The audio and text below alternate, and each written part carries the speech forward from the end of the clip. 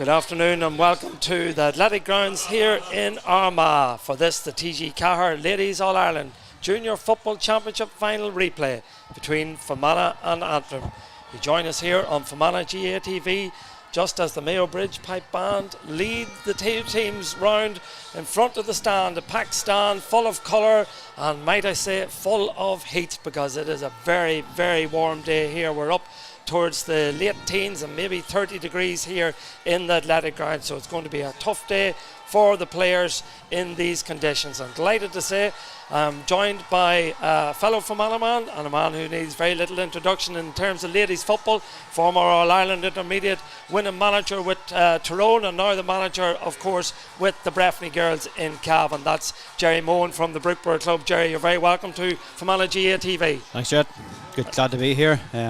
Good occasion, good to see a good crowd, great colour. Just the conditions is going to be, like I said to you earlier, it's like a very wet day, it's a very hot day, and it'll be telling on the players as the game goes on, you know. You referenced the colour and the noise, and there's plenty of that, and great excitement here just out in front of us as the two teams line up now for our Ron Navian. As Eleanor McGrath, one of our own. One of our own again will step out there. Of course, from Ederney, but our club is now Co, and a former scorer, Ulster winner. So Eleanor will receive the microphone and will give us a rendition of Aaron Navian. I think there's possibly a minute's silence here beforehand. Yeah.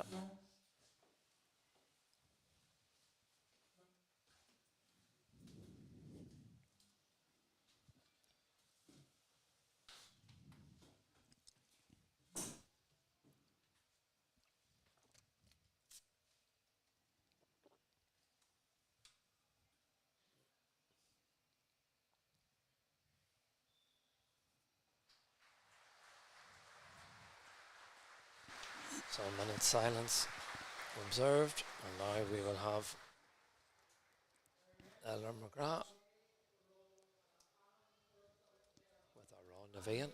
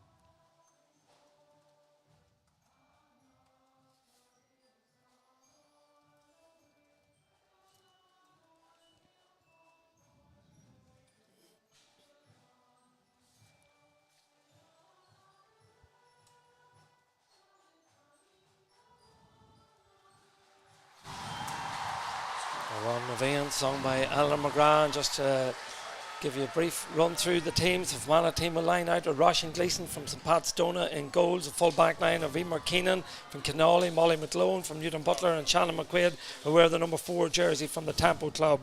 Half back line of Niamh McManus from Kinawley, Sarah McCarville, Antrim C, and Kayla Bogue from Tempo. Middle of the field is Brenda Bannon from Derrygonley, and she'll be partnered by Aisling O'Brien from Devonish. One change, late change, sees Erin Tierney from Enniskillen coming into the team in place of Elaine Maguire, and Erin will wear 21. Blocking Bogue, the star of the last day, with 07, she will wear 11. Sarah Britton will wear 12 from the Ederney Club, and the full forward line is Cléna McElroy from Lisnaskea, will wear 13. 14 is Emer Smith from Derrygonley, and 15 is Laura Grew from Antrim C. The Antrim team is Anya McCann in goals. Full back line of Donna Coleman, Ashley McFarlane, Niamh McIntosh. Half back line of Maeve Mulholland, Saoirse Tennyson and Sarah O'Neill. Middle of the field is Lara de Hunze, will wear 8. Number 9 is Anya Turbide. Number 10 is Caitlin Taggart, 11 Kathy Carey, the captain. Maria O'Neill wears 12, Brona Devlin is 13, Orla Pranter is 14, and Grania McLaughlin is 15. And the action is underway and the ball is in the hands of Brona Devlin. Fires the shot in, but it goes to the left hand side. First wide of the game, and that was the Achilles heel for this Antrim team on the first day. So many wides, 17, Jerry, I think, in total. 17. Antrim totally dominated the first half against Fermanagh. If it had been percentage of 17 wide, was a serious tally to go into half time with, but fair play to Fermanagh, stuck at the task. Yeah, Sarah Britton wins the ball, gives it into Brenda Bannon.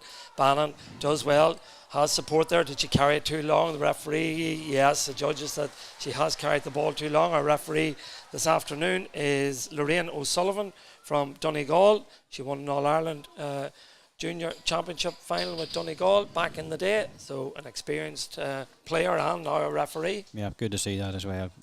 Former players following through on the referee and things. Difficult job today as well in those conditions.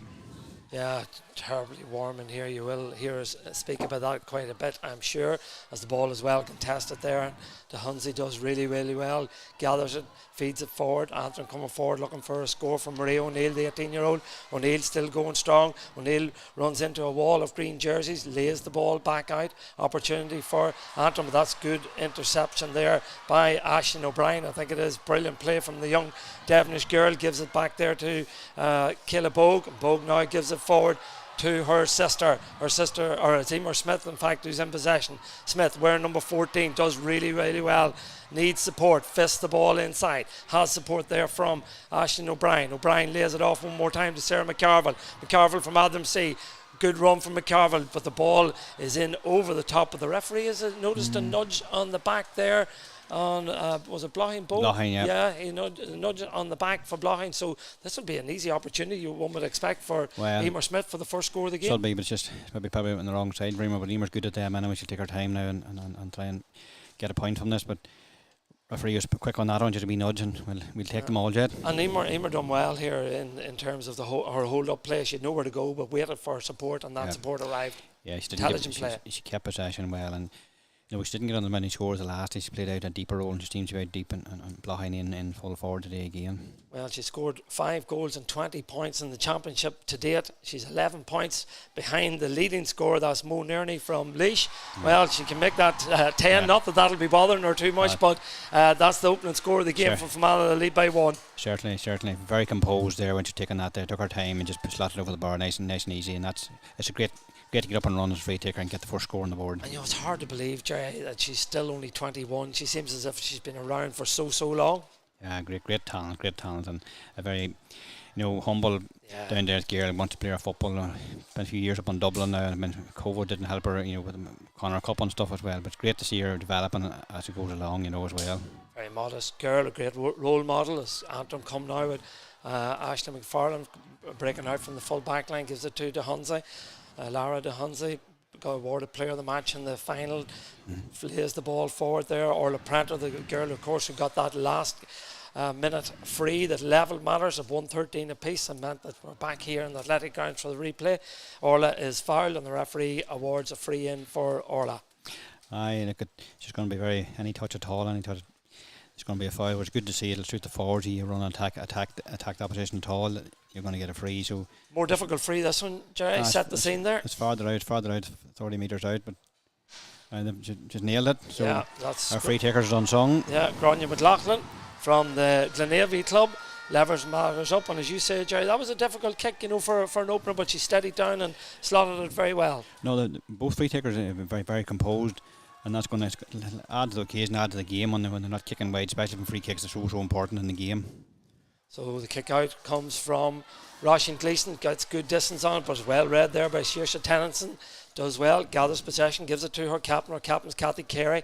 Carey fires it forward, well held by Orla Pranter, the Monaghan Glass girl, only 22 years of age.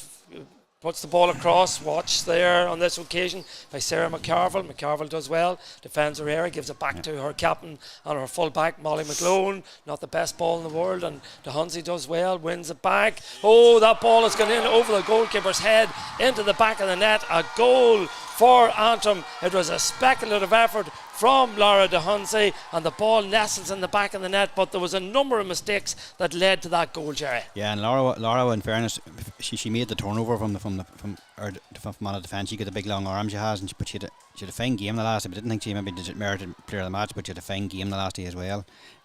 Well, I suppose Molly McGlone got turned over, and she'll be disappointed with that. So too will the goalkeeper, Roshan Gleeson. But here comes Emer Smith now, looking for immediate response. Strong run from Smith, steadies down, looks at the post, gets her shot away. Over the bar it goes. A fine effort from Emer Smith, her second point of the game, and an immediate response and an excellent response from Emer Smith. Yeah, very composed, ran at them, showed great pace and great composure, and a great response to the setback of the goal. Yeah, an excellent finish too, because she was under quite a bit of pressure. She was just inside the D and under a bit of pressure, but got her shot away, and means it's 1-1 to 2 points here on Fermanagh GAA TV and radio in association with Monaghan Brothers, coming to you live from the Athletic Grounds. This is a good play from Antrim with Anya Tuberty coming through the St Paul's player going through the middle. Still Tuberty has support there. Opportunity for Marie O'Neill, could be a second goal. O'Neill shoots and the ball is saved. Somehow it's saved, not sure how it was saved. The goalkeeper is lying prostrate on the ground.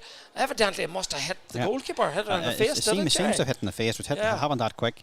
It seems to hit her, must be in the face, because Russian takes a right hit for Russian to stay down now, but seems to. That was dangerous. There was a brilliant run through the middle, and Marie O'Neill was on the end of it. Just worrying for Fermanagh there. That's twice or three times now. Antrim has got straight down the centre. There's been a big gap open, and it's encouraging them to run it Fermanagh. But fair play to Russian, she stood up, and the goalkeeper sometimes they'll save it or anything. It doesn't matter, and very, very brave. But I think maybe just more maybe accidental, just hit her in the face. But she's sitting up now. Russian's a tough cookie, she'd be grand.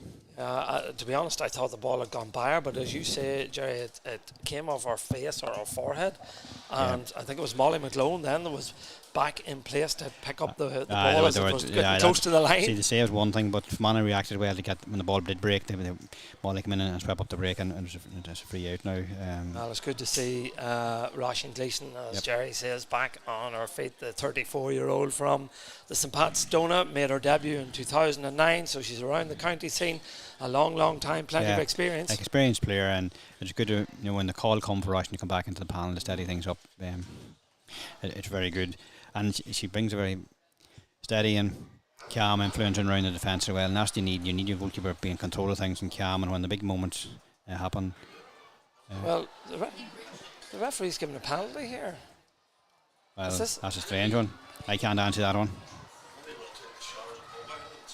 So the referee has given Antrim a penalty, and nobody in the press box seems to know what it is, but we'll follow the play. Kathy Carey with it, takes it and chips it into the back of the net. Another goal for the girls from Antrim, but I don't know, can anybody put an explanation on why there was a penalty? I'm a long time in football, I can't put an explanation on that, because the ball hit Rushing, back out, we turned the ball off, man turned the ball over, and next thing the referee gave a penalty. So it's very fussy referee, and as far as I'm concerned, early on, any wee touches at all, it seems to be a free, but I just can't get what happened inside there to merit a penalty.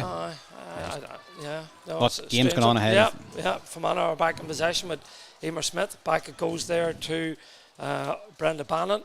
Bannon in possession. The Derry Conley girl lays it back to her club colleague. That's Emer Smith. Smith with a little bit of space to operate and gets the shot away. The umpires look closely at it. That looks a fine effort from Emer Smith. That's a super score from Emer Smith. It's her third in the game. Fermanagh have registered 3 points, and Emer Smith has got all three, and three really different scores, but that's the best of the three. Yeah, from the far side. No, she's under pressure there to take that shot away, but she got her shot away, and that's just Emer showing her class there, creating a wee half a yard of space to get the shot away and executed the score. Well, the scoreline reads 2-1 to 3 points. That's 7 points to 3 in favour of Antrim. They've had this dream start with these 2 goals. They're in possession of the football with Lara de Hunze. Hunze spreads it over the far side of the play, looking for Grania McLaughlin, but McLaughlin can't keep it in the field, and it goes out over the sideline, over on the far side. A line ball. The wayward pass there now, but we were caught out again there, but Antrim seemed to hitting the ball in early and have turned the ball over again. Yeah, Fermanagh are getting turned over really easy coming out of defence, and the referee is going to, well, that did look like a foul, but the referee allows play to continue, and Fermanagh break out with pace in possession. The ball across, not the best ball in the world by Cléna McElroy, but it works out okay. It comes to Sarah McCarville. McCarville launches into Bogue. Brilliant take by Bogue. Still Bogue has it, needs support. Inside it goes, but well defended. Brilliant defensive play by Donna Coleman. She read the danger just as the ball has been flicked across the square. Coleman, only 18 years of age, came across and cut out the danger, and Antrim come now with possession of the football with Anya Tubridy. Tubridy spreads the play over the far side of the field. Grania McLaughlin from the Navy club looks up, solos the ball, has support there from Kathy Carey. Carey fists it inside there to Tubridy again, started the move, still Antrim in possession, back it goes inside now to Carey. Carey from distance, dangerous dropping ball off the crossbar. Who's first to react to it? Brilliant defensive play there, but the referee has awarded a free in. 50-50 ball. Well, that's just a very poor decision. Yeah, the Fermanagh player went to win the ball, and just and is this another penalty, or is it outside, or is she going to throw it up? Well, you can't make that comment at this early stage yet. Look at the two players come together shoulder to shoulder going for the ball. There's nothing in that there, and the spectacle of football very good, but refereeing is going to spoil this game because and decisions like that there, nobody knows what. Nobody us knows. The players don't know what decision way it's going to go. So because the ball was there to be won, and both girls went for it honestly. There was a clash of shoulders, and look at the Antrim girl. Yeah, the Antrim player went down. Went to ground. And that's not the fault of the Fermanagh player, but it's a free in to Antrim. Yeah. That's the result of that. Yeah, well, Orla Pranter has the ball in her hands, dead straight in front of the goals, and this should be an easy opportunity for the 22-year-old from Monaghan to pop the ball over the bar and make it 8 points to 3. Referee is Lorraine O'Sullivan. She blows her whistle. Pranter, ball in hand, kicks it right footed, kicks it over the bar. So Antrim will be pleased, Jerry. I'm looking at the watch. 20 minutes left in the first half. Because the last day they'll be looking back, when they look back at the video and look at the first half, they didn't execute the amount of chances they had, they didn't take them. But now they're up on goal and they've got a few decisions that went away early on, and it's Fermanagh back in possession from the kick out, so we're on the move again. Yeah, in possession of the football, as Jerry says, and holding on to the ball there is Kayla Bogue, sister of Blocking. The referee has taken it back. Called it back. So she's given the free to Fermanagh. Yeah, ball kicked down, not the best ball in the world, but the referee seen no foul in that. Again, that was shoulder to shoulder there, but Fermanagh girl went to ground. It was Sarah Britton, and Antrim have turned the ball over through Brona Devlin. Ball goes out over the far side of the field. Devlin gets it back again. Good, strong, purposeful running from Devlin. This time she fists it forward. Antrim in possession, looking there for Kathy Carey, the 32-year-old captain of this Antrim side. Gives it to Marie O'Neill, youngest player out there, 18 years of age. Also from Monaghan with 6 players in the starting lineup. The very strong representation here as the ball is in the hands of Caitlin Taggart from Aldergrove. Feeds it inside, but Fermanagh have plenty of numbers back in there, and it's the sweeper on this occasion. Cléna McElroy does really well, gathers the ball, kicks it out, looking for a free after she kicked it, but referee allows play to continue.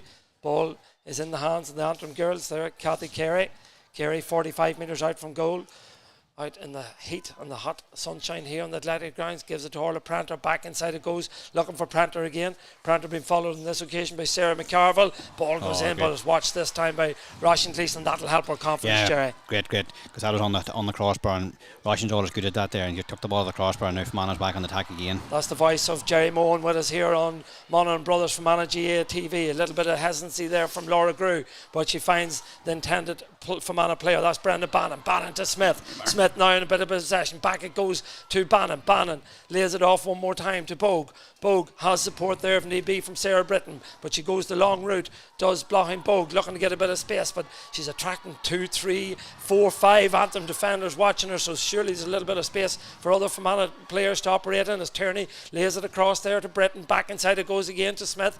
Back inside it to Brenda Bannon. Bannon from distance gets the shot away, but well blocked down by DeHunsey, but Fermanagh recover possession. Not the best ball in the world on that occasion from blocking Bogue, and Antrim have cut it out again, and they will now go on the counter attack through Lara DeHunsey. Hunsley gives it to her midfield partner, that's Tuberty. Tuberty now inside to Kathy Carey. She's had a great start to the game. Carey lays it off. There's an excellent move. Tuberty now in possession. Tuberty 20 metres out. Still Tuberty. The referee puts the hand up, and the referee is going toward a free in. I think she's taking it back. She played the advantage to bring it back out of the D there. Just Antrim looks dangerous every time they attack down the centre. Got a great pace. But Antrim's transition from back to front in Croke Park was the same, and they're doing the same from back to front. Strong running, Jerry. But then you wonder, can that be sustained throughout the game, particularly in these conditions? No, probably not. But if they keep getting scores in the first half, it'll give them great confidence that they've changed something from the last day. So there's always a bit of learning from the last day. How can they learn? How can they improve from both teams? And well, I don't want to be critical of the referee, and I'm not trying to be, but she did put her hand up and indicate that she was going to give a free. But now Russian Gleeson tapped that ball round the post, and she's awarded the 45. So the 45 has been taken. I don't know what that's about, because I thought to me it was she'd give the advantage and brought the free back. But well, Antrim go for the shot from distance. I think the umpires aren't sure about this one, but it's been given. No, they don't know. They don't know. No Hawkeye to sort this out. So it was Grania McLaughlin, was it, with the shot? Yeah. Number 15. So now the referee's going to go in and consult our umpires, and as you said, they just don't know. No, they didn't make a decision. Like we've all done umpires, and you get way behind the goals. They go with it or not. And one of the umpires that with the white flag, he went to touch it to move it, and then he didn't. So well, there must be Hawkeye, because I seen her making the signal for Hawkeye to have a look at this. So they must have Hawkeye here in for this game. So maybe you want TG4 now to take a look at it? Yeah, we're not getting any pictures, but they will get a feed. Yeah, I did read something that they had a referee that they could turn to. All right. So I presume that's to be coming from the TV. Well, then they can monitor it from the TV, which is good to see. Yeah. So we get a look at it here on the replay that McLaughlin, it was a fine effort from Grania McLaughlin. Now where the ball dropped, I think it's wide. I think it's wide. But it looked wide from here. Yeah. It was a fine effort, to be fair to Grania McLaughlin. This Antrim attack has impressed me. The two midfielders, Kathy Carey, Grania McLaughlin, Orla Pranter, Marie O'Neill, they've worked really, really hard and worked well, and the ball retention has been very good, Jerry. There's been a great bit of pace in it, but what Anthem's doing, when they get the ball, they just run hard running down the centre, so they're causing Fermanagh all sorts of problems. Fermanagh has a sweeper in there, but we're letting them, Fermanagh's allowing Antrim to run at us, and we're not getting tackled on farther out the pitch, which is allowing them to build and 4 or 5 players all the time. We have a decision, and the decision is what you and I thought it was. The ball has gone to the right hand side and gone wide. Second. Waterbrick. They're going to Waterbrick now. Yeah, so they've a scoring assistant is what they have. Scoring assistant. Yeah. Well, it's good to see, because and I think it has to come into all games. What about the Hawkeye thing? Like, we all know, look at a replay on TV, you can have it done up in seconds again, and if somebody just to take a wee look at that monitor, it helps the referee out if the other official umpires can't do a deal with it, Jerry, we've played 16 minutes here in the first half. Fermanagh trail 8 points to 3. The 2 goals to be disappointed when Russian Gleeson will be disappointed in dropping in the first one over her head, and then the second one that we're all surprised by, the penalty. Well, you have to see back on the replay, but it's very, very hard to judge from here what it was given for. But we have to forget about that, and Fermanagh players have to forget about that. They have to get on with the game, and there's no way out of the game. I've seen the last day when they kept plugging away, they got back and got in front late on. They just have to worry about stopping Antrim running from the middle of the field. We give a bad possession away. We were in attacking position up in the forward lane here, and we give a bad ball away twice. And we can't afford to do that, because the pace that Antrim break at is causing us Fermanagh trouble defensively. Yeah, and James Daly just back from shortened honeymoon from what I gather, the Fermanagh manager, not happy there in that circle with his Fermanagh players. He wouldn't be happy with the way that the players are allowing Antrim just to run at them all the time, and nobody's picking them up. So I suppose the Waterbreak will suit today to get them in, have a quick word, that to calm them down and refocus. Yeah, well, that's the first water break over. The clock says that we have 16 minutes and 9 seconds more to be played in this first half. It has been a little bit stop-start, it has to be said, but let's hope that it is a bit more free flowing. That's a good kick out there by Gleeson. Finds Sarah Britton. Britton from Ederney St Joseph's Club lays it forward there to Sarah McCarville. Loves to attack from that half back position, but not good ball retention that occasion. But Emer Smith gathers possession. Smith takes on 1, 2, 3 Antrim players, cuts back inside, gets her shot away, has it the distance, has it the accuracy. It has the distance and it has the accuracy. What a score from Emer Smith. She'd take on 3 or 4 players trying to hold her up there, and she just cut back inside, got a half a yard and put the ball over from 35 metres. Just shows the talent that you have. But she manages keep getting the ball to Emer, and she'll do the business for Well, them. she is on fire this afternoon, it has to be said. She scored 4 really wonderful points, one from a free, the others from play, and all so different, and all when she's under pressure. And speaking of under pressure, the Antrim goalkeeper's under pressure there. Anna McCann from Monaghan, she kicks that ball out over the sideline, and it's a line ball for Fermanagh. The ball won there by Sarah Britton. Britton needs support, been tackled hard, has support there from O'Brien. O'Brien coming forward, still in possession. This is a good strong run from Ashton O'Brien. Needs support, lays it off there to Laura Grew. Grew will lay it back out one more time. It comes into the hands of Erin Tierney. Tierney from distance. That's a fine effort. She scored a wonderful point in Grove Park. She's repeated the dose today. She's only 17 years of age. Erin Tierney, super score, 2 points in a row. Super score. Fermanagh got with a poor kick out from Antrim keeper, but fair play to Laura Grew. She didn't give the possession away. She found Erin free, and Erin just a lovely sweet left foot kicking over the bar. 2 really important scores. The words in the ears of from James Daly has had a reaction, and again Fermanagh have turned over the ball, this time 45 metres out from their own goal. 5 points to 2-2. That's 8 points to 5. Ball fed forward, but DeHunsey does well. Wins the ball and threads a great ball forward into space there. Marie O'Neill, she's finding a lot of space, and she will take on her marker. She done this earlier in the game. Feeds it inside. Good opportunity. That's a fine score from Caitlin Taggart. She came round on the loop. Marie O'Neill laid it off, and Taggart with her left foot popped it over the bar. Super score. But you must remember the turnover from Lara in the middle of the field. Got their hand in, broke the ball. One just player was just waiting on the ball, and found an excellent pass to find the Antrim player free. Well, the kick out is taken quickly. Fermanagh don't retain possession, but Antrim are being closed down here. The referee will probably blow for over carrying here, will she? No, she said that the player played the ball on the ground, Jerry, is that right? Played on the ground, yeah. So Fermanagh free. So look at Fermanagh's back in the game again. They got the tempo back up again. Two great points there. Gets us back on momentum. So the goals was one of them things, but at least we responded to all of them, and that's the key. It's 5 scores apiece if you look at them one way, but the 2-3 of course to Antrim mean that they lead by 4. We have 13 minutes left in this first half, played in sweltering heat here in the athletic grounds in Armagh. That looked like a foul, but the referee says no, play can continue. And now here come the Antrim girls, but well watched and well read and well handled there by Kayla Bogue, now coming out with it. Lays it back there to Sarah McCarville. McCarville runs into DeHunsey again, and DeHunsey's turned over Fermanagh players so many times in this game. Yeah, very, very influential in the middle. Seems to get a hand in and out, everything she can. Great tackler, and all is without fouling, and that's the key. Getting that turnover. A good ball too. She's 5'10" is Lara DeHunsey. She's works in personal banking as that ball is slotted in there from Gráinne McLaughlin. She has been excellent throughout, and that's her second score of the game, and that's the 2 points that Fermanagh got after the water break have been cancelled out very quickly. Yeah. Antrim seems to they've lived with them 2 points. They've responded as well. So it's a good game of football. The referee lets it flow, and the Hunsy's having a massive influence in the game in the middle of the field. She's certainly in contention for man of match or player of the match today. Some controversy as to whether she was or was not the last day, but that's not particularly relevant because it's all about the here and now, and at the moment she's having a storming game and her team lead 2-4 to 5 points. But Fermanagh are in possession of the football with Brenda Bannon from Derrygonley Harps. Bannon lays it off there to Emer Keenan from Kinawley, 19-year-old student, gives it inside. Fermanagh coming forward now with McCarville. McCarville lays it off to Ashton O'Brien. Strong run from O'Brien.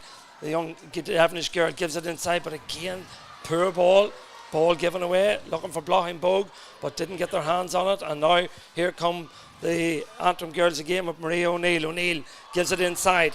Well, one inside, and the ball laid back now to Kathy Carey. Carey flicks it inside, comes off the head of the Fermanagh player. There's a chance for Antrim, and the ball is kicked over the bar. It could have been worse from a Fermanagh perspective there for one moment. One moment, it just looked there for a split second that the goal was on again, so we could have waited later there with the point, but still ball turned over Antrim transition very quickly. Poor kick out there by Gleeson. Gives it straight to Maria O'Neill. Maria O'Neill does well, needs support, still retains possession, gives it inside. Antrim going for the juggler really at this stage. They've hit the last 3 points in the row. Opportunity now for Pranter, but Pranter's shot has gone to the right hand side and gone wide. From an Antrim point of view, that would be disappointing wide for them, but one of the numbers back this and the pressurised that one. Thankfully they put more pressure on Pranter, which doesn't get an easy shot this time. But just that last kick out from Rushing to just need to compose herself a game and get the kick out away. Needs to slow it down and find a Fermanagh player, kicks it out long. This time it's won by the danger woman, that's Emer Smith. And Emer 45 metres out from goal. Antrim have plenty of defenders back, so Emer needs support, lays it off there. Eventually coming cross field, but being closed down by the referee. I think has seen a foul in that. And the free will go the way of Fermanagh. But to be fair, Laura Grew, I think she was fortunate enough. She ran into trouble. Ran into two of the Antrim players and probably fortunate to get that. She went down as well. So sometimes referees don't give that when the player goes down. But the referee has the book out and there's plenty of ticks in the book there. So that'll come back to bite some of the players later on. Yeah, that last score, by the way, for Antrim was from Brona Devlin. But this is an opportunity now for Emer Smith. Edge of the D. She's been on fire all afternoon. She's kicked 4 out of Fermanagh's 5 points. This is a tough free. She's maybe 30 metres out, a wee bit more possibly. Just coming in the corner of the D there. Just actually Emer popped it over. It's in her range. Kicks it high, gets the height on it, but doesn't get the distance, so it'll drop. Bogue takes it inside, goes to ground. They're scrapping for it. The referee judges that the ball has been handled on the ground, and the free will go the way of Antrim. But Blahin Bogue, she isn't getting the supply that she got. She's been tightly watched today, and been trying to find. She's got one great high catch in there, but she hasn't got fit to get it turning or moving at all like the last day at all. She hasn't got the freedom. High press here from Fermanagh, really squeezing Antrim in. Can they turn it over? It looks as if they have. So that's something that Fermanagh can certainly do some more of. Squeeze the kick out as Niamh McManus from Kinawley comes forward, but McManus, well, Jerry, you're taking that one. Fortunate enough because I thought DeHunty had played the ball, but the referee judged not. Well, the free taken quickly. Back it goes to Emer Smith. Smith needs support. She's been closed down there by a couple of Antrim players. Now the ball comes out to Emer Keenan, the 19-year-old student from Kinawley. Gives it back to Emer Smith. Smith 45 metres out. Antrim with everybody bar 2-3 players behind the ball, so it's difficult for Fermanagh, but coming forward is Brendan Bannon from distance. Shot goes in, goalkeeper watches it, goalkeeper takes it comfortably. That's Anna McCann, and the counter attack can start now for the Saffron girls. The ball is in the hands of Sarah O'Neill, just 16 years of age, from Moneyglass, over on the far side of the field in the blistering sunshine here in the athletic grounds. This girl is getting an awful lot of space. That's Maria O'Neill. O'Neill kicks it first time, but this time there's too much on it. It'll go to the right hand side, but no, the goalkeeper is Roisin Gleeson. She comes across, gathers possession, gives it out to Molly McLone, the captain of this Fermanagh side. The 22-year-old teacher gives it forward now to Kayla Bogue.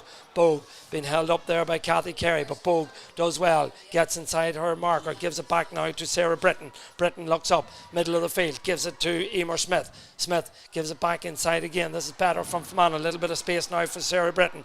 Britton still going forward, needs support, solos the ball, edge of the D, gives it inside. Very, very tight, very narrow. Fermanagh trying to go through the narrow or through the centre, but that effort there from Erin Tierney, bit of a brush of blood to the head there. It was never on with kind of bodies in front. Just needed to retain possession and just work the ball, because Emer Smith wasn't far away. You need to get the likes of Emer or Blahin on the ball there in them situations. They're pretty narrow, Jerry, in their attacks as well, and Antrim are aware of that, and they're closing up the centre.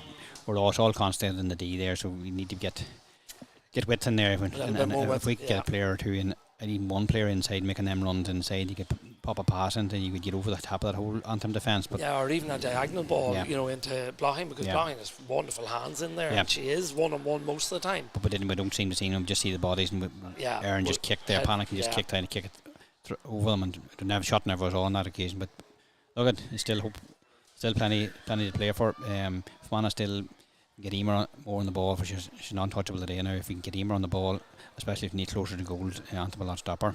Well, Fermanagh are certainly going to squeeze this kick out again. It worked well the last time, so that wide from Aaron Tierney. I think that may well just be Fermanagh's first wide of the game. They've been pretty proficient in front of the post as Anna McCann lines up this kick out.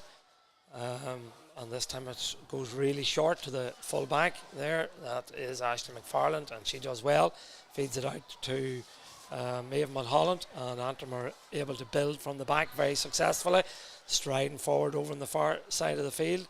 Sarah O'Neill gives it inside now to Anya Tubridy. Tubridy looks up inside, gives it to Kathy Carey. Carey twists, turns, gets her shot in, but a weak shot, and it's handled very, very comfortably by Roisin Gleeson. Gleeson clears her lines, and Fermanagh come again. Strong, purposeful run on this occasion by the wing half back, and eventually comes to Emer Smith. Good ball, but well read. Had to be said, she was looking for a bogue, but it was well read by the Antrim defender. It was the wing half back, I think it was Sarah O'Neill, who came across there and gathered the ball. She's in possession of the football, gives it inside now. Ball in the hands of Niamh McIntosh.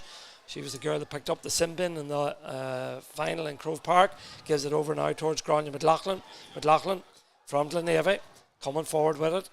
45 metres out from the Fermanagh post. Still McLaughlin. It's close to the sideline. McLaughlin takes on Sarah McCarville. Cuts inside now onto her favourite left foot. Fermanagh defend this well.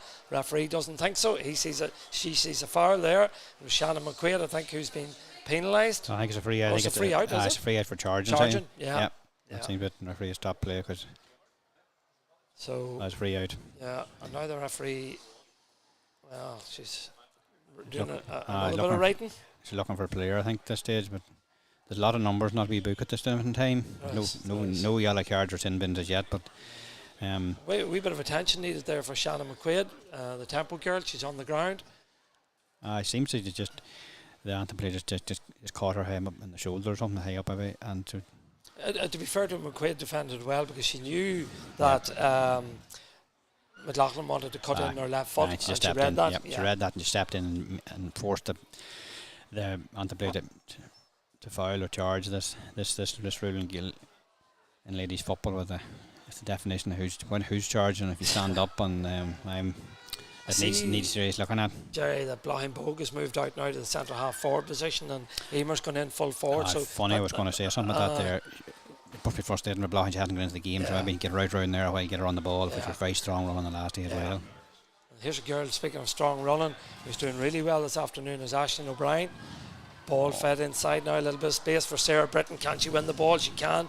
Britton now being forced back by Sarah O'Neill, gives the ball inside to Bogue. Bogue back again, it comes to Britton. Britton on the edge of the D. Can she get her shot away? She can, but it'll drop short and into the safe hands there of Anna McCann.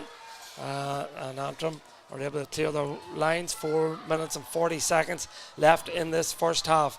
These girls have been up and down this pitch in this blistering heat, but on a fine performance in this first half for the large crowd enjoying the fair here in the athletic grounds as the ball is in the hands of Caitlin Taggart from the Aldergrove Club. Taggart does well, gives it inside, good run off the ball there. An opportunity now for Kathy Carey. She's been dangerous throughout. She's been fouled there by Aisling O'Brien, and the referee will award the free. She's a good player. She should very direct. Once she gets the ball, she's the only one thing in mind. She's going to sit down the centre, and just got a number of frees over the course of this first half. So, but it's 47 metres out. They're not going to get a score from there. They're going to have to work it in. Have to work it short, and just as you say that's what they do. They lay it back to Caitlin Taggart. Taggart is now 45 metres out from the Fermanagh post. Every Fermanagh player, bar 3, is behind the ball at the moment, all inside their own 45. You can make that 2 now as Grew goes back into that defensive position, but the ball is in the hands of the Antrim girls, working it out. A little bit of width to this attack with Maria O'Neill. O'Neill will take on her player as she has done throughout the game. retains possession, gives it back in to the centre half back. That's Saoirse Tennyson. Tennyson comes forward, accidental trip there. De Hunze gets the shot away. Fine effort from De Hunze, but it's gone to the right hand side and gone wide. She had only a split second to get the shot away, and she done that with very little backlift on that occasion. No, got the shot away, but just Fermanagh was fair play to the Fermanagh players that closed that down and forced the shot very quickly. Ball kicked out, but kicked out to De Hunze, and that's not something you would be recommending. You would be keeping it away from her. So De Hunze does well.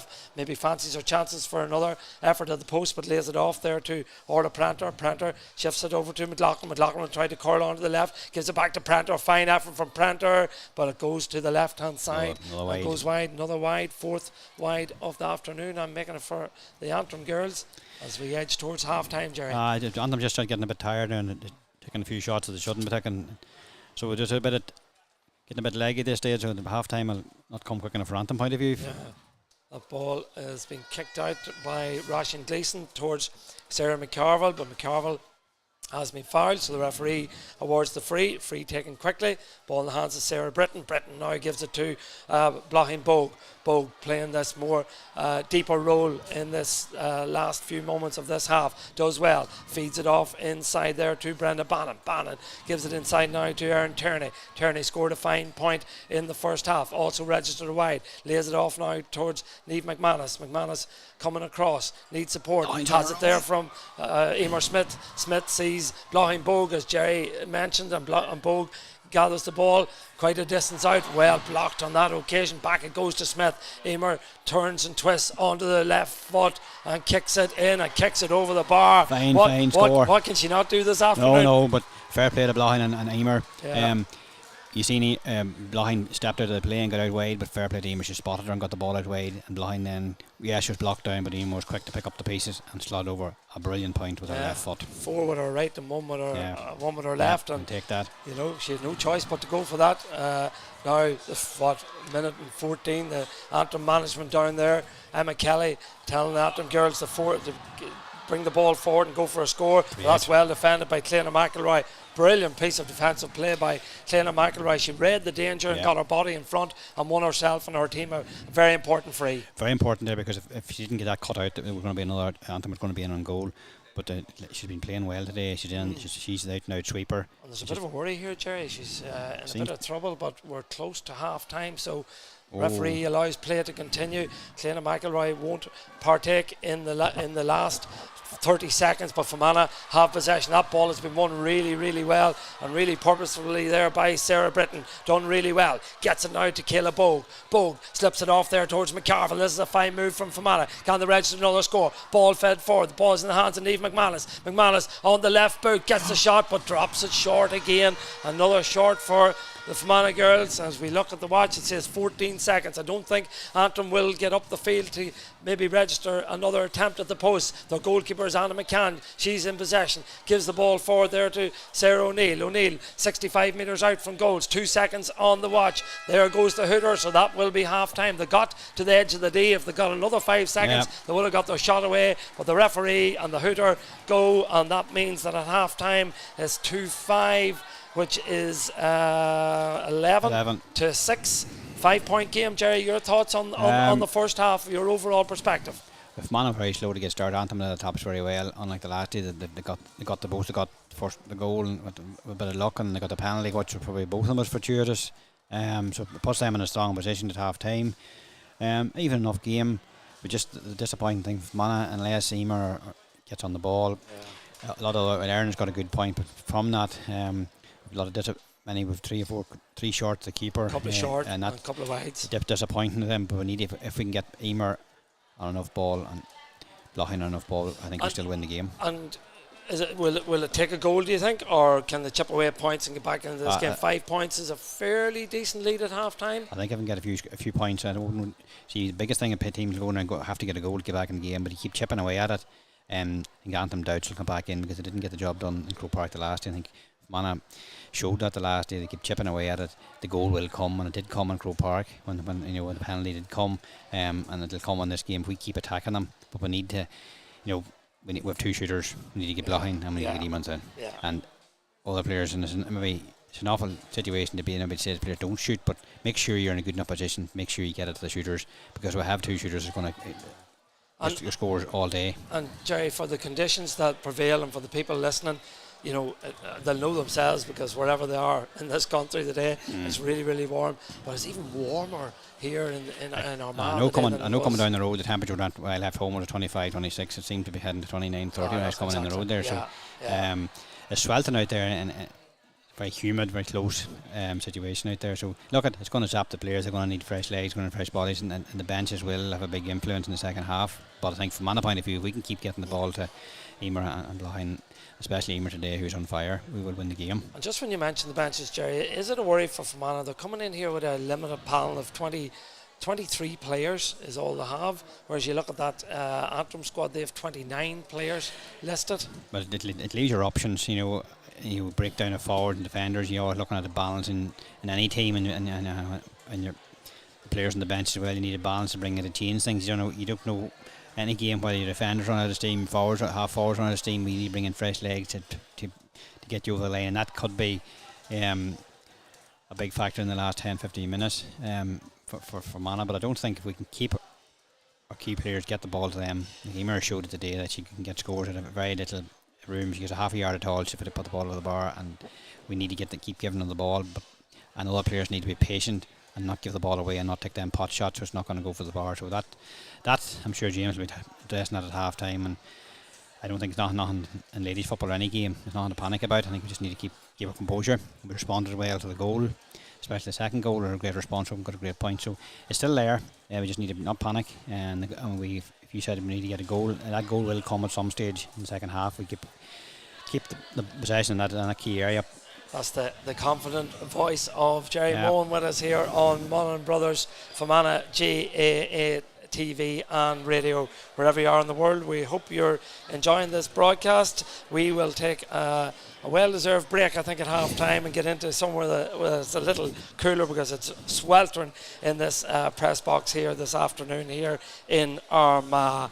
So half time, we still don't know where the West County Hotel Cup will be heading for 2022, but we do know that at half time the Antrim are in the ascendancy. The lead by 5 points on a scoreline of Antrim 2-5, Fermanagh 6 points. Don't go too far. We'll be right back with full and comprehensive coverage of the second half of this All-Ireland final. Join us soon.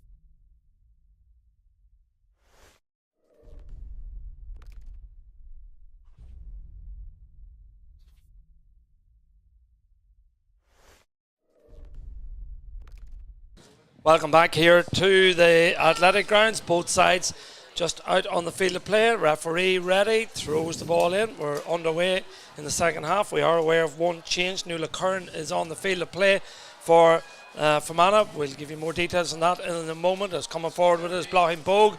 So 15 is the player that makes way. That's Laura Grew. And she's replaced by Nuala Curran. Jerry and Fermanagh have a free right after 20 seconds here in the second half. Good buzz of Fermanagh.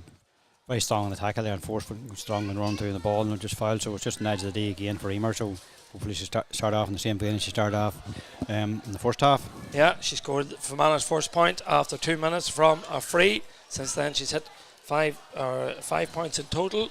This one is, as Jerry describes, on the edge of the D. Kicks it right footed, has the distance, and off the post.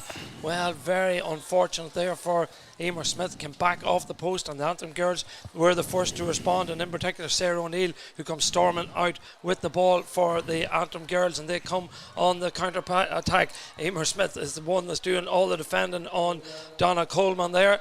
Forces her back, the ball in the hands of Kathy Carey. Carey over the far side of the field, 45 metres out. Good defensive play by the Fermanagh girls. Push Antrim back to the 65 and they start again. Screaming for the ball this near side is Anya Turberde. But Antrim decide to go long. Good ball inside. Well held on this occasion by Grania McLaughlin. That's a brilliant effort. Brilliant score. Great pass. Great feet. Great finish. Antrim's first point of the second half from the lead now by 6. That's a good ball in there, and it can fair play to Grania. She won the ball. There was 1-on-1 there. She won the ball. Out in front, turned onto her left foot and just struck it over the bar. A lovely start from them. Just unfortunate, Nemo was just an edge of the day from the wrong side. She pointed one down in the first half, but just off the post. So here we go again with Russian's kick out. Yeah, ball kicked out there. One on this occasion by the sub, Nuala Curran. Does well, gives it forward to Kayla Bogue. Bogue does well, strong and purposeful, but the referee says she pushed her raised elbow. Raised elbow. Pushed her marker off, so indicates that the free then will go the way of the Antrim girls, and in possession of the football is Caitlin Taggart. Taggart gives it back inside now to Grania McLaughlin, the point scorer a few moments ago. Has got 2 to her name already. Now in possession is Maria O'Neill, 45 metres out.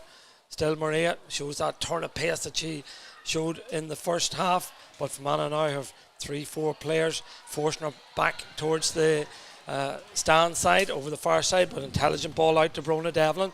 Devlin 35 metres out. Devlin fumbles the ball and well turned over on this occasion. Good defensive play. Devlin stays on the ground, but coming out strong with it there is Sarah Britton. She done really well to force that turnover and lays the ball back now to Brenda Bannon. Bannon in possession, but the referee has stopped the game because of that injury to O'Neill, and rightly so, I think, because it she seems she lost possession of the ball and then she run into the Fermanagh player, and fair play to want to turn the ball over and we're on the attack, so it'll be Fermanagh ball on this all resumes again. But and one change at half time, your thoughts on that, Jerry? Nuala Curran for Laura Grew.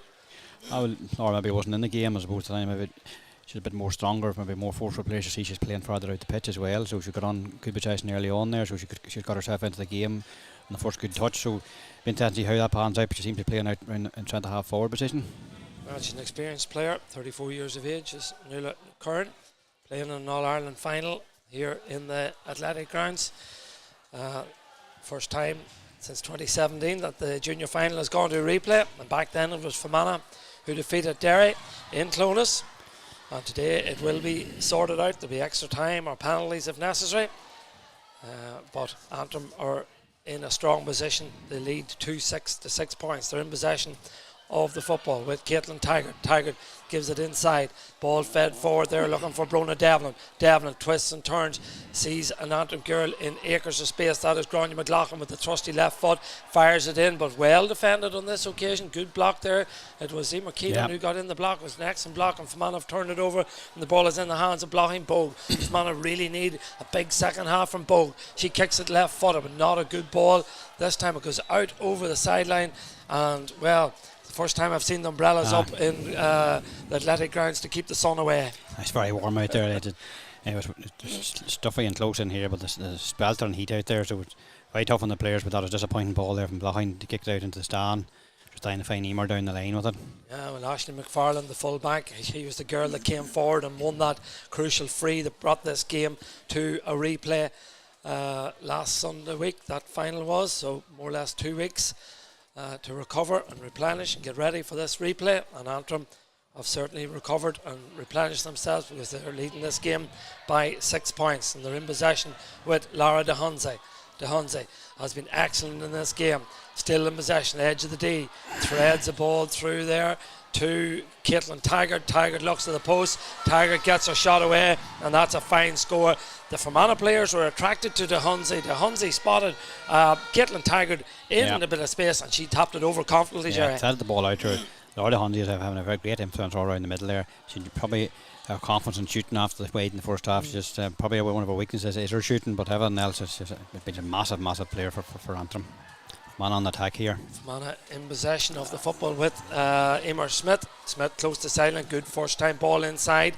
Ball picked up on this occasion now by Emer, or Aaron Tierney I should say. Tierney gives it back to Emer Smith. Smith being shadowed as she was in Grove Park by Niamh McIntosh, and Antrim turned the ball over again, and out they come strong and purposefully with it with Saoirse Tennyson. Tennyson gives it inside to Donna Coleman. Coleman has been fouled, and the free will go the way of the Antrim girls, taken quickly on this occasion by Kathy Carey over the far side of the field. Antrim in possession, strong run, 45 metres out now as Marie O'Neill lays it off one more time. Stand side with Caitlin Taggart, the point scorer from a few moments ago. Ball fired in on this occasion by Prenter, I think it is, and the umpires consult this time but indicate that it's gone to the left hand side and gone wide. But Antrim playing with great confidence, Jerry. Aye, they're finding their players all the time, and alarm and E to the minute, and there's another turnover. Well, just didn't get it there, but well, it was a close run thing. De Honze went for it, but using her body to win the ball was Kayla Bogue, but Bogue's ball isn't a good one, and the ball is turned over again by Antrim, and it's in the hands of Anya Tubridy. Tubridy gives it back to McLaughlin. McLaughlin looks up, uses the space intelligently, finds Pranter. Pranter from the Money Glass Club feeds it inside. Good play by Antrim. Back it goes down to Pranter. Fermanagh have plenty of players behind the ball, forcing Antrim out the field further, but the intelligent crossfield ball by McLaughlin into where the space is, and the shot is fired in there on that occasion by Marie O'Neill, but it's gone to the right hand side and gone wide. And really, you know, if Antrim were taking their chances, this they're totally dominating the game there, and they're just they're finding their players. They're just taking their time. A lot of poor shot on that occasion, right? But if they were finding that if the range at all from them players, Fermanagh be in trouble. Well, Fermanagh need to get their hands on this kick out. Well, they do, because they've gone very, very short with it, and it's picked up there by Sarah Britton. Ball fed forward, but again unforced turnovers, and De Honze is not a player that you want to be conceding possession to. She kicks it inside to McLaughlin. McLaughlin foraging forward again. Strong tussle here between herself and is it Brenda Bannon. Well, good tackling by Bannon. I think it's gone out for a 45, but Jerry, Antrim are dominating. Aye, but there was an example of Fermanagh and Antrim. Antrim, you know, it should have been a Fermanagh ball, but Antrim, what do you call her, Grania McLaughlin, fought, battled, got her body in, and shown her side of 45, and that was just pure want and pure hunger for the ball. Fermanagh not doing that. Yeah. Well, Fermanagh need to up the tempo if they're going to get themselves a lifeline in this game, because the trail by 7 points. We look at the watch and it says there's 22 minutes remaining in this game, 8 minutes played in the second half, and Antrim have a 45, and it'll be taken by their captain, Kathy Carey, from the Money Glass Club. Made her debut in 2002, a long time ago. Goes backwards with it, gives it to Sarah O'Neill. O'Neill back to Carey. Carey from distance hammers it in and hammers it over the bar. Another fine score. Kathy Carey. A well worked score there from the 45. She wasn't going to kick the 45 over the bar. She worked it back, got the ball back there in a very good position and popped over the bar. An excellent score. This game's drifting away very quickly from Fermanagh, one would suggest. Yeah, it's just Fermanagh needs to get their hands on the ball and get it up into the Antrim half and keep it up there for a period of time. Yeah, and they need a goal, I would suggest, pretty soon in this game. The ball has been brought into trouble there by Niamh McManus and turned over yet again. And De Honze comes out with it. Strong, purposeful run again by Lara De Honze. Fists the ball across field. Antrim comfortable in possession, going through the hands, looking where the the space is good. Ball fed inside and shot by McLaughlin. She has really impressed me, Jerry. That's another fine score. That's her third from play. She won that possession herself and then swiveled. Excellent. Had to win her own ball on there and difficulty, just good ball in front, but she still had to win a turn, swivel and pop it over the bar with a sweet left foot. So Antrim totally dominating. There's referee stopped playing. There's a head injury for Fermanagh player. Thankfully she has stopped play. Yeah, but Jerry, you don't want to be too critical because of the conditions and whatever, but there's so many unforced turnovers in this game. It's killing Fermanagh. We can't get up the pitch now at all because we do get possession of the ball. We seem to give a poor hand pass or a poor kick pass, and we're not finding our players. We don't seem to have that energy, and it's the same for both teams out there. Antrim seem to have more freedom. They're more composed. They're more relaxed, more calm on the ball all the time. They're using the ball better as well. They're mixing up their game as well. They're using a bit of width as well. They're moving the ball about. We panicking. We're finding we're doing our selection of on the ball, or kick, pass and selection. We're just rushing things and we're trying to do things, whereas Antrim's more composed and more calm and everything they're doing. Well, the change that was made before the game has now been reversed because Erin Tierney, who started ahead of Elaine Maguire, she is coming off and Elaine is coming on. So. Well, Elaine will bring a bit of energy. She's one of them players will run it, but just gets in possession of the ball, she'll run it Antrim. So that's one thing Elaine will do that. And Erin Tierney, to be fair, she'll have a bright future. She'll remember that point that she scored in Croke Park. She's only 17 years of age. Yeah, and got a great point in the first half as well. So definitely one for the future. Yeah, but Elaine will bring more energy, and we're going to need them fresh legs if we're going to get back into this game. Yeah, well, Erin Tierney, her father Jerry, I knew well growing up. He was a fine footballer in his day as well. Indeed he was. But it'll take them fresh legs. Here we go again with Antrim. Ball in the corner. Over close to the end line, or the side, the end line, and well kept in play by, again, Grania McLaughlin.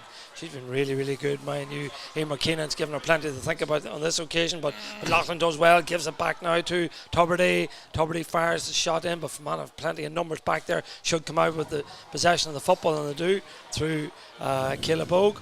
Bogue needs support, has it there. Gives it off there to the substitute. Came on at half time. That's Nuala Curran. Curran gives the ball now to Blahin Bogue. And Blahin hasn't really got going today. Hasn't scored at all. Scored 7 points in Croke Park last Sunday week in an outstanding performance. So that's a good ball by Bogue. Gives it inside now to Niamh McManus. McManus, a willing worker. Still it opens up for McManus. Still going McManus. Needs support. Gives it inside. But Antrim just have so many players back there. Tried to get a team or Smith, but Antrim had four? It was four against one. Yeah, more it was, or less. and it just ended up with probably a rushed pass, a poor pass in the end up. And Antrim has turned the ball over and they're on the attack again. Yeah, here come Antrim again. They've scored four. We've had 4 scores in the second half, and they've all came from Antrim, and they've stretched their lead from 2-5 at half time to 6 as Grania McLaughlin turns inside, goes on to the trusty left foot. This occasion, commentator's curse. She snatched at it, and it goes to the right hand side and goes wide. It just seems to support her ankle in that as well, whatever happened there. But no, she had been playing so well. You would have backed her to She's a real threat, isn't she? Yeah, but she won her own ball there again. But seemed to have tweaked her ankle there at this juncture. Yeah, I was saying, Jerry, there just before Grania got that shot away, that Antrim have scored 4 points without reply, and really it needed to be the other way. It did need to be the other way, because when you're sitting in the stand at the dressing room, you need to get a few points from Fermanagh point of view, and both Antrim have been saying the same in there to get a few points, just to put more daylight between them. So it's one just needs to get their composure back and start playing a bit of football. We still have 18 minutes left, so there's plenty of time. So, and a couple of goals in ladies football can certainly come along pretty quickly as the ball is in the hands of Kayla Bogue. Kayla, wing half back, younger sister of Blahin's, 45 metres out, feeds the ball forward, gets it to her sister Blahin. Blahin being pushed back out there by Sarah O'Neill. Blahin does well, strong running, looked like a foul to me, but referee says no, and turnover goes the way of the Antrim girls again, and they come strong and purposeful. Ball through the centre, but well read on that occasion by Clena McElroy, playing that wearing number 13 but playing as the sweeper. She's coming forward with this attack to support it, as Aisling O'Brien carries the ball forward, gives it inside there now to Niamh McManus. McManus giving it everything in this second half. A little bit of off the ball there on Emer Smith, and the referee has spotted that. But what she's going to, what action is she going to take is the interesting one, because Emer was coming across. Aye. Well, is there a, Well, it has to be a card Yeah, I if think you yeah. identify come across her, you have to. But well, nothing's happened. I'm not sure. We shook the book out. She went did, to a yeah. player. Or maybe it's just a tick. I don't know. But well, there's a substitution here as well. Jerry, number 9 is coming on or coming off, I should say. That's Aisling O'Brien. She worked really, really hard as Aisling, and she's been replaced by number 20, is it? Erica Douglas from Adam Same. A little surprised unless Aisling's injured. And she is injured by the looks of things. I see her getting some treatment there. And it's a hand injury. She's in a bit of distress down there. So, Yeah. well, we've had a wee look at that incident, and it was a harmless, accidental hand came back from Niamh McIntosh. No malice in it. The hand went back and caught Emer in the face. So, referee, to be fair, This occasion. Raylan O'Sullivan got it right. Got it right. Yeah. So the free, however, will go the way of Emer Smith. She's on the edge of the D. Her last attempt came back off the post. So this time she's slightly more central. Kicks it right footed. Will it curl in? I think it will. Yeah, indeed it does. That's her 6th point of the afternoon. Good score and fine personal tally. One Fermanagh certainly needed. So hopefully now we can turn over the kick out and get a bit of momentum going, because that's what it's going to take. Yeah. 17 minutes still to play. Yeah. Need to turn this over. This kick out now. This is crucial. So the Antrim keeper decides to go long as hard as she can up the field. It breaks favourably for the Antrim girls, and Kathy Carey is on to it. Carey gives it across to the sub that came on a minute ago. That's Teresa Mellon. Back inside it goes. Slick hands. Ball in the hands of Caitlin Taggart. Taggart hammers it over the bar. That's a brilliant score, Jerry. Excellent team score, but that's something that has come from the training ground, because it's put the long kick out and a bit all over the top, and then Antrim just run onto it. Yeah. And a few 3-4 passes and the ball is over the bar. So that is one from the work from the training field. When them works out, to be great. Very rewarding. Very rewarding from a management coaching point of view. So we're into a water break again now. Yeah, so 10-7, Jerry. 16-7. What's that? 9 points, is it? It's going to take a big effort now. It's going to take a massive momentum effort now after this water break. So we need to just get the composed again, get on the ball and keep the ball. And we're going to need a sustained period of attack and play from Fermanagh. And it's going to take a goal to really get us back into this. But and look, we are on broadcasting on Fermanagh GAA TV, and evidently we're supporting Fermanagh here. But realistically, Jerry, on what we've seen so far in this game with 15 minutes to go, it doesn't look like Fermanagh have a route back. No, Anthem's totally dominating, probably all over the pitch. Dominating possession, dominating kickouts, and when they attack with purpose, and then they're calm, composed on the ball as well. So they're picking Fermanagh off whenever they want. And look, they have been impressive. They've played some of their forward players have been really good. You look at that half forward line. Caitlin Taggart, she scored 3 points. Kathy Carey has a goal and 1. Marie O'Neill has been a thorn in the Fermanagh side throughout. And then you look at the likes of Grania McLaughlin wearing 15. She's been excellent. And I thought Sarah O'Neill, number 7, picking up. Really good. Blocking Bowl. She's picked her up and probably has kept her out of the game. Yeah. And it's probably frustrated blocking, and that's, we can't afford as a Fermanagh to not have her dominating the game the way she did the last day. And Sarah O'Neill is only 16 years of age, Jerry. Yeah. Yeah, she's been really, really good. Yeah. She's covered. I'm glad you made that point, because she's been excellent. Yeah. And even driving forward herself as well. Oh, she will chase the ball to drive forward. Very, very comfortable on the ball. Yeah. But I seen Cavan Miners played the Antrim Miners, and Cavan won by a point, maybe lucky enough, but there's the best transition of a minor team, Antrim Miners, from back to front, only they had they just couldn't score, the minor team, but it was the pace they brought, the energy they brought from back to front was excellent, but they just couldn't finish it off, and they probably lost the final. They should have won, and they couldn't get the scores, but it was good a transition, a bit of pace, and Sarah Neal was playing that day as well. She's a fine player. Antrim lobbed the ball in. Molly McClone gets her hands on it, but the ball breaks favourably for Caitlin Taggart. Taggart feeds it out to Marie O'Neill. O'Neill in possession, working the ball back out the field, has support there from Brona Devlin if need be, uses Devlin. Devlin's now 50 metres out, gives it to her centre half back, that's Saoirse Tennyson. strides forward, then lays it off to Marie O'Neill. O'Neill, good ball over the top, going back there and reading it and doing well.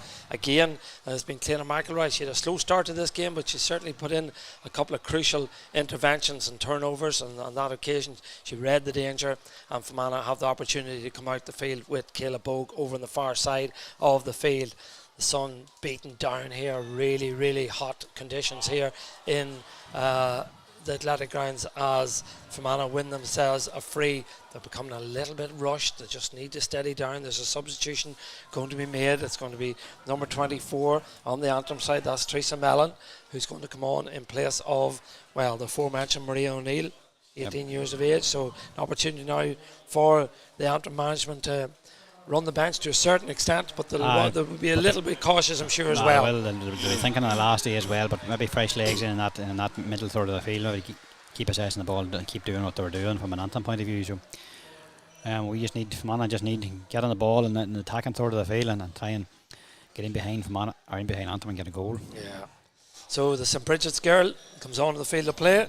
That's Teresa Mellon, just 18 years of age, and she replaces another 18-year-old, that's Maria O'Neill. So Fermanagh have possession of the football over on the far side with Blochin Bogue. Blochin does well, good strong run, but again she's been held up on this occasion by Sarah O'Neill. The referee indicates that she has been held up illegally, so the free will go the way of the Earn ladies as the Antrim manager, Emma Kelly from the St Paul's Club, barks out instructions down below us.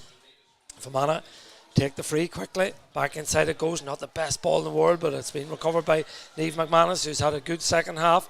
Back inside now it goes to Sarah McCarville. McCarville gets her shot away, but again she snatched at it. Yeah, snatched at it and rushed at it, Jerry. But she had more time to take it, but we just need to take every single one of them now. We can't rush them things, and that sometimes happens when you're behind chasing the game. Everything seems to be rushed. A little bit of panic sets in. Yeah. And it just very, very key figure too is Saoirse Tennyson. Back from a crucial at 6. Yeah. Ball given away on this occasion. Jared cut across you because Fermanagh have an opportunity but didn't move the ball quick enough. On this occasion, Shannon McQuaid lays it off. Crossfield ball now from Blochin Bogue to Emer Smith, but Smith's 45 metres out when she gathers possession. Out close to the sideline as well, trying to drag out a couple of the Antrim defenders. 13.5 minutes left in this game. Ball fed inside towards Bogue, but again to Hansi, was it there? No. Tennyson got her hand in, breaks favourably for Fermanagh. Blochin Bogue gets the shot away. It looks good from Bogue. That's her first score of the game. Fine score from Blochin. Yeah, the first time she's really got free and got into the scoring zone. So, hopefully now we can turn this kick out over and have a sustained period of attacking. Very brave from Tennyson there, but just as I was saying earlier, Tennyson's out a long time with a cruciate, so they're very, very important. They're missing last year for them, so very, very important player in the Antrim whole setup as well, or experience as well. Yeah, well, she's 25 years of age now. Made her debut in 2015. Teaching assistant is her job, and well, she's certainly putting on a fine display here this afternoon. They're very strong through the middle when you think of like Ashley McFarlane at full back, Saoirse Tennyson, the two midfielders, Kathy Carey.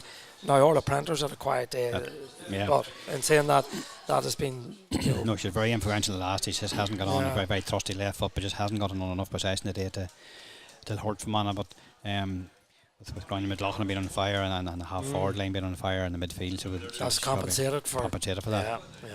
Yeah. Well, there's a change going to be made here. 17 Orla Carr from the St John's Club is going to be coming on the field of play. And the player who got injured, I think it's Donna Coleman that got injured in that last Fermanagh attack, and Donna a little bit distressed as well, but our manager comforts her as she makes her way off the field of play. So Donna off and Orla Carr on. The kick out now, crucial kick out this one if Fermanagh can win this one, but again they're going to go long, so it'll be interesting to see can Fermanagh win it. Up it goes, and again it's that tactic. What a brilliant take in the middle of the field. We'll just pick up who caught that ball in a moment. I think it might have been Brona Devlin at 13 that caught a super take. Brilliant take. Ball fed in now, back to McLaughlin. She's on fire today, and there we go again. Our 4th point of the afternoon. But it just shows you the importance of that kick out, big long kick out. Brona Devlin came out, won it, straight 2 passes of the ball into Grania McLaughlin over the bar with that trusty left foot. She's been really good, Jerry, hasn't she? There's another fine pitch from Florida. Fine catch in the middle of the field. Look at Antrim, you have to admire the way they've played this afternoon. Some brilliant individual performance, but also very good as a team, and no more so than this girl here, the Hansi. Caught that ball, as Jerry says, gives it back to Tennyson. Back it goes now to Devlin. Out it goes to Grania McLaughlin. When they're picking player of the match, she'll certainly be in the frame as well, I would think. Kathy Carey is another one who's been influential. Gives it to Pranter. Back it goes again. Gets it back. Does Orla Pranter. I said she's having a quiet afternoon. She goes for the posts, and it goes to the right hand side and goes wide. I'm just looking at James Daly, the Fermanagh manager, down below us. Maybe he thinks he should have stayed in Honeymoon.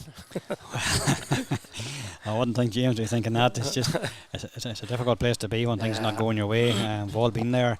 It's just not going Fermanagh's way, and Antrim's totally dominating. Yeah, well.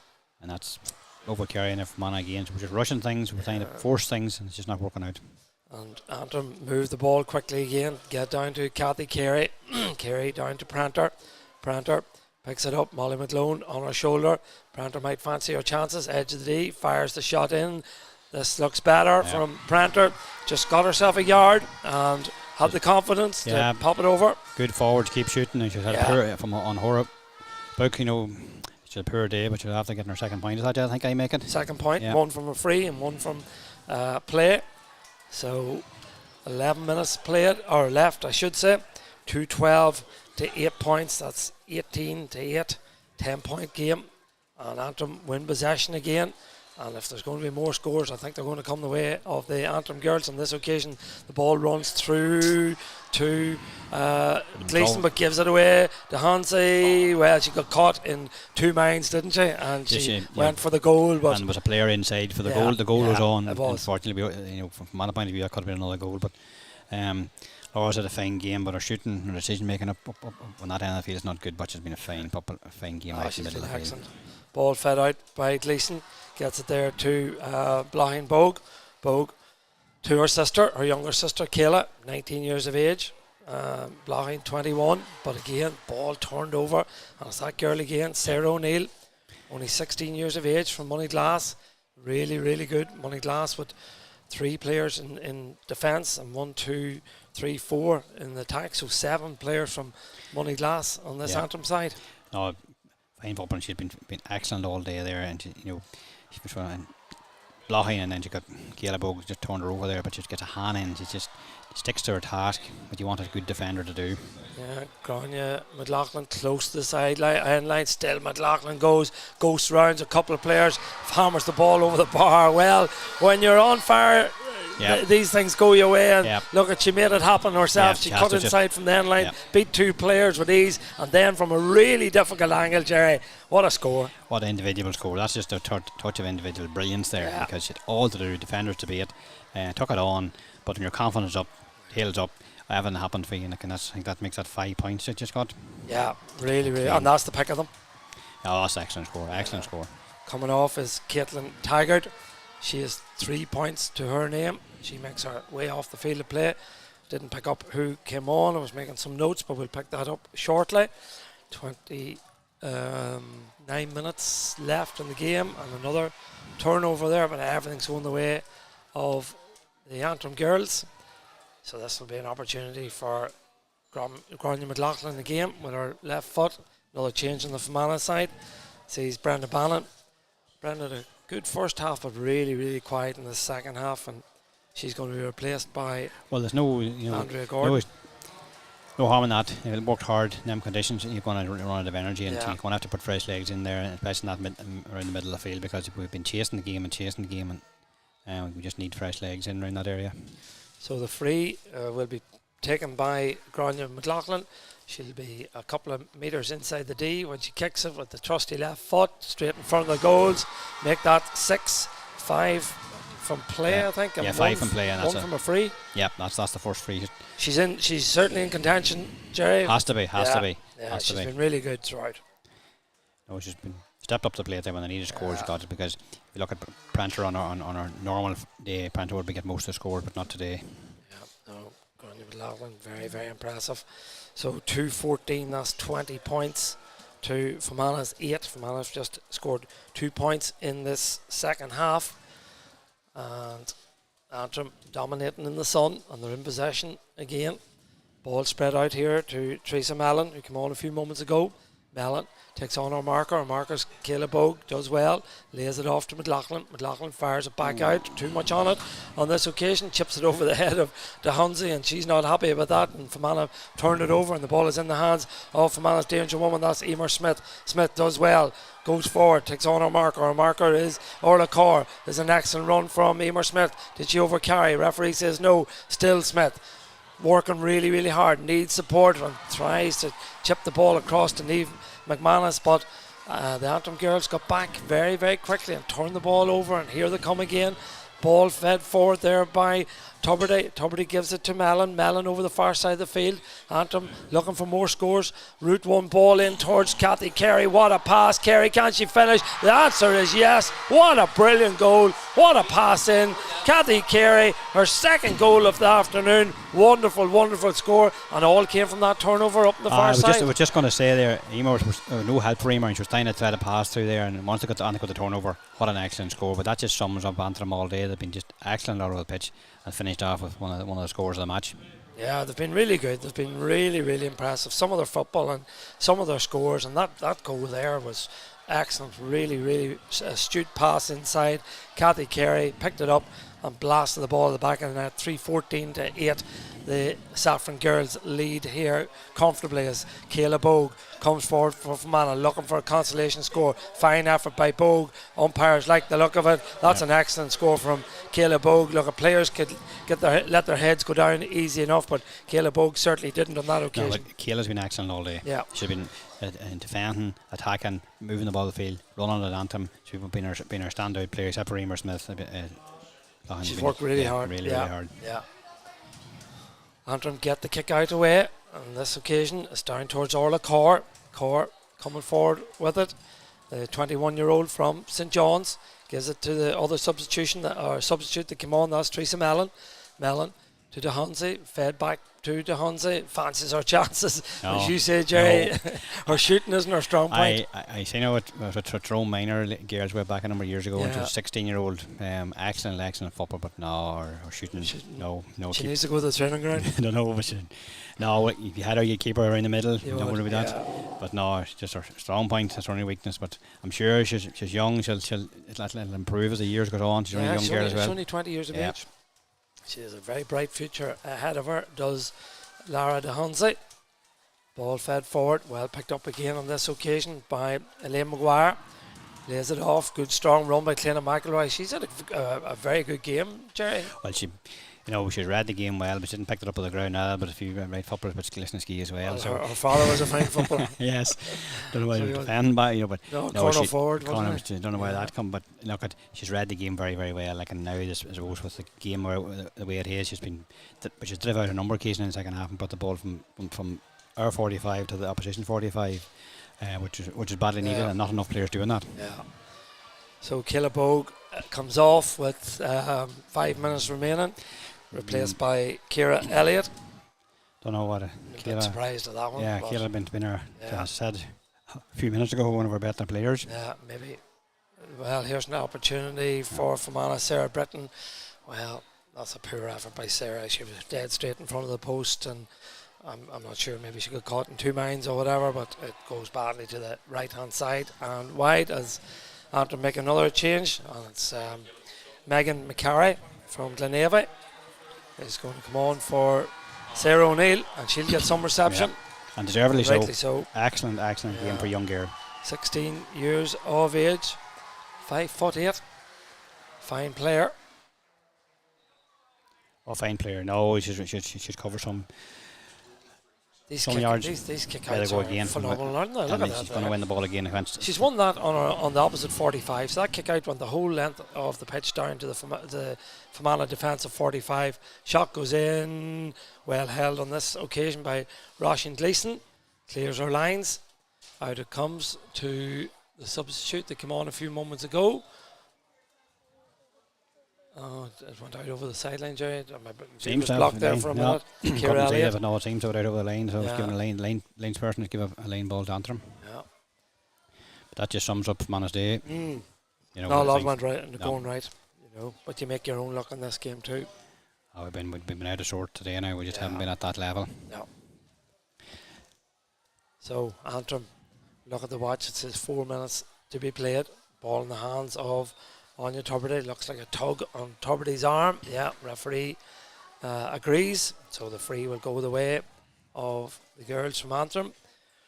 Lost to Wicklow, of course, in last year's All-Ireland final. They say, Jerry, in sport you have to lose one to win one. Probably true, all right. But it's always about the learnings. You know, sometimes you'll learn more from defeats, and they certainly have. But the big difference in Antrim, them young players, them young minors that's come through, has been really the driving force in that team that drive them on.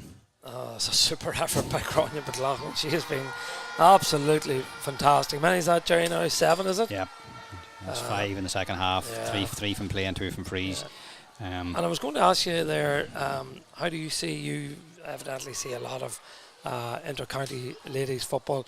How do you see this Antrim team coping at intermediate level next year? Well, it's a big step up when you sit in Croke Park there and watch the All-Ireland finals, and you think the junior football is always a massive step up. Here comes Emer Smith. I'm going to cut across you because a goal chance from Smith goes across the goals. Referee has indicated that it's a Smith, free in. well, if it's a free, if they're given a free, it's a penalty then. I would have thought. No, free in. Jerry? Well, it seems to be a free in there. She was pulled back on a number of occasions. Maybe they've took it back to where the original foul happened, but which was well inside the big square for a penalty. Yeah. But that's not going to be Fermanagh GAA. How do I see Antrim? It's a big, massive step up. Even the step up in the physicality stakes. When you see Wexford is a fine, strong team and didn't get over the line against the Laois team, so it is a massive step up, and there's some fine teams. They have. Antrim have got plenty of pace, but you need that bit of physicality as well. You step up to the grade. So, but they have the footballers. They're young, Jerry, and there's room for improvement. Oh, of course I would there is. Suggest so. And they have a great mix of a team there. They have a great mix, and that's going to be key. And some fine footballers. I mean, you have Alexa Grania McLaughlin can get scores like that there, and she can develop and mature as well. Young Sarah O'Neill, them sort of players like that there. Plus the fine minor set up the year as well. Got to the AA final and lost as I had earlier to Cavan by 1 point. But if they had a shooting boots on that day, they'd have won the game easy, and that was the difference. So the future's bright for and this will breed great confidence as well. You know yourself in ladies football, sometimes if you were to lose 2 All-Irelands in a row, heads would start to go down. It does, it's all about that young players. We know we're talking about Antrim and talking about casement, so it's all about building, and they have been doing that, and they have a training centre and all that there, and they've had to work around the universities and stuff as well to get that training. It's difficult for all ladies football getting training venues, but they're building on it. If they build on this here, there will be a force to be reckoned with going forward. Blauen Bogue takes the resultant free. But just another thing people forget, but they've been always competing it on the 16 and minor level at A level, and they haven't been fit to bring that to the senior level. So if they can do that, and this could be a massive confidence boost to get them girls through at senior level. So that's one to look out for. So Blauen Bogue with a consolation score. Emer Smith gingerly getting up and gingerly moving about the athletic grounds. Didn't take the free, so troubled by that ankle, I would suggest. So Emer's got 6 today. She needed 11 to become the leading scorer in the TG4 championships, but that honour will go the way of Mo Nerney from the Laois club. Emer has scored 520. Well, you can bring that to 526 now. Of course, Fermanagh won the Junior All-Ireland in 2017, lost it in the final to Louth in 2019, and then beat Wicklow again in 2020. So it's win one, lose one, win one, lose one is the way they're going at these All-Irelands. And as the ball is fed in there by Mellon, but again, Roisin Gleeson gathers that one comfortably. 1 minute and 37 seconds to be played as Gleeson hammers that ball out over the far side of the field towards Liam Maguire from the Belcoo O'Rahilly's club. Maguire on as a second half substitute, threads the ball close to the sideline, well kept in play by Niamh McManus. Worked really hard in this second half. Has McManus, comes across field, lays it off there. Good pick up by Sarah Britton, but then loses possession. Referee allows play to continue. Back to Emer Smith. Smith fires the shot in. Fine effort by Emer Smith. That's her 7 point of the game. Excellent score by Emer. Excellent score, and nothing more you expect from him, but just been just starved of possession in around that full forward line. Like Emer's worked so hard today out around the middle of the field. We don't want really to see the likes of Emer Smith. You want to see her in an edge of the D, which is going to cause the most cause harm. So 3-15 to 11 points at this juncture.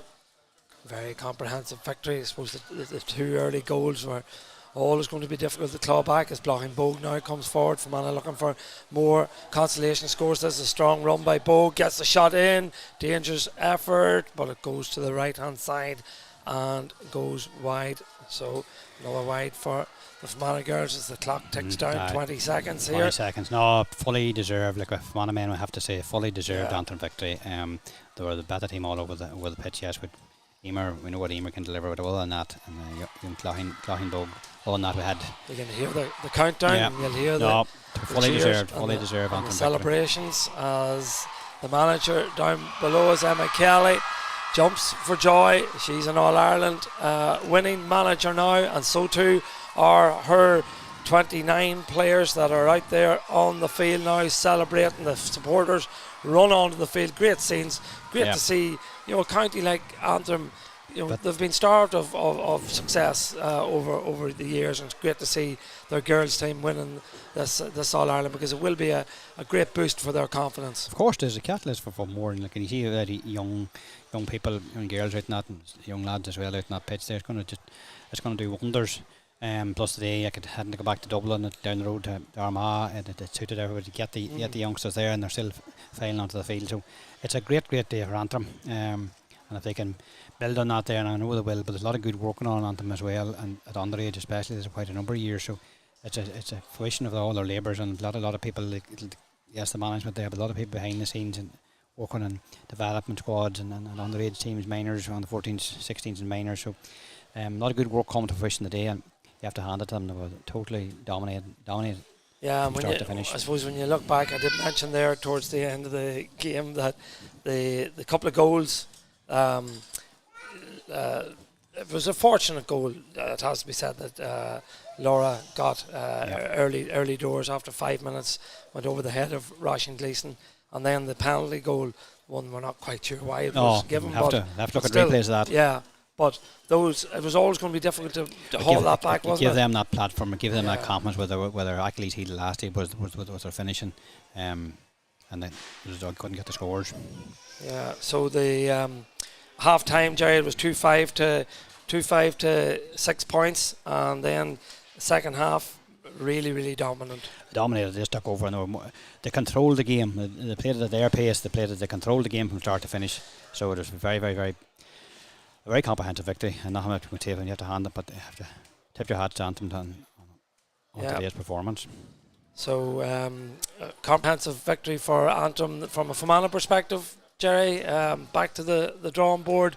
A lot of players left last year, various reasons. Fermanagh need all the best players together, and that hasn't happened this year. It hasn't happened. Like, we lost a lot of experienced players right around the field, and it just showed today that they just lacked experience. They were depending on Emer to get you the scores, and Blocking was sort of took her long into the game, but I suppose she was well marshalled for most of the game. So you need a lot of experienced players to compete at that county level, matter regardless whether it's junior level or not. You need your experienced players, and hopefully a lot of players top taking a year out, and they'll be back. Get the green jersey back on again, and look at aspiration to go back here when you've lost a year again. Just get back and get back to Croke Park next year and go and win that junior, because if you had all the players out, we still should be playing intermediate football. Yeah, and this has been the consistency. It hasn't been there. They're what you term a yo-yo team, if I'm being honest, Jay. They go up and they can't retain that status of intermediate level. If you look at it and look back at, you win the junior and then you lose a pile of players. Yeah. So we need to keep that bunch of players together. Exactly. And it's happened down every time we won a junior title. Yeah. And why is that? Well, I have my own opinions on that there. You have to play it's a step up in grade. You have to work harder, and you have to be, you need a big panel of players, and you need the panel of players buying into training, working hard, because when you come in at intermediate level, it's a big step up physically, and the fitness is going to be a lot higher, and the game's going to be played at a higher tempo, so you need to be up to that there. But players don't seem to want to, in my opinion, have walked away. Yeah. They're happy to be in junior, which everybody's ambition to try and play at the highest level you can, because that's what you want to test yourself against the highest level. And that has been the downfall. Every time we win a junior championship, we seem to go out with a very young and experienced team the following year, and then we're back down in junior again. So that, hopefully that'll change. Hopefully that will change. Yeah, because Fermanagh had excellent support here today. You look on the pitch now, and okay, yes, it is a sea of the saffron colour and the saffron jerseys, but you look around you to our right here, and there's an awful lot of Fermanagh supporters out in the field as well, consoling their, the players. So the support is there. The support there definitely is there, like, and Fermanagh got a new sponsor on board with the Seal Solutions and all that there, so it was great to see that sort of sponsorship coming into the ladies' game. Blake have been very good down the years, so I'm sure passing up far away from it either, but the sport's there, but you need to buy in from the players, and it was well documented with players just that in the far thing, but you have to want to play for your county, and there's a lot of talk about managers and what managers is not the far thing, but you have to want to play for your county and play at the highest level and see where it takes you and test yourself against the very best. Yeah, well, the Antrim captain is being escorted across the field, and Cathy Carey from Monaghan will lift the trophy, which is the West County Hotel Cup, here in a few moments' time down below us. But it just gives me an opportunity to say that this week is a very intriguing week for Fermanagh GAA in terms of the Division 1 and the Division 2 league, and in terms of the Fermanagh GAA TV coverage, the game on Monday night between Ederney and Connolly will be live on Fermanagh GAA TV. The throw in there is at 7:30, and the final round of the Senior Football League games are then next Friday. So there will be a live game, and that'll be confirmed during the week.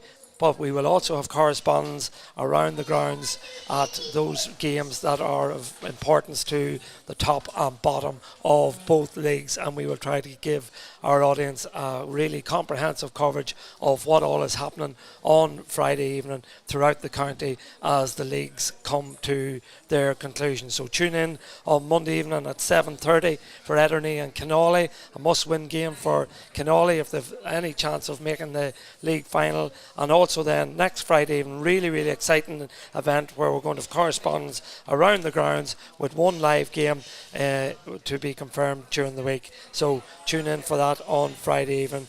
We believe the player of the match is Cathy Carey, who scored 2 goals and a point. Your thoughts on that one, Jerry? She was in the running, but very influential. But I would have thought maybe Grania in the second half, he was 5 points, which didn't performing. Lara the Hunty in the middle of the field was very influential of the game, but both number 11 led from the front, captained the team, led, and it's both maybe that last goal maybe people are selecting maybe that was based on that. Based on that maybe. Jerry, we'll call it a day here in the heat of this this press box here, because it certainly has been very warm. Thank you for coming along. I hope you enjoyed it. Yeah, of course.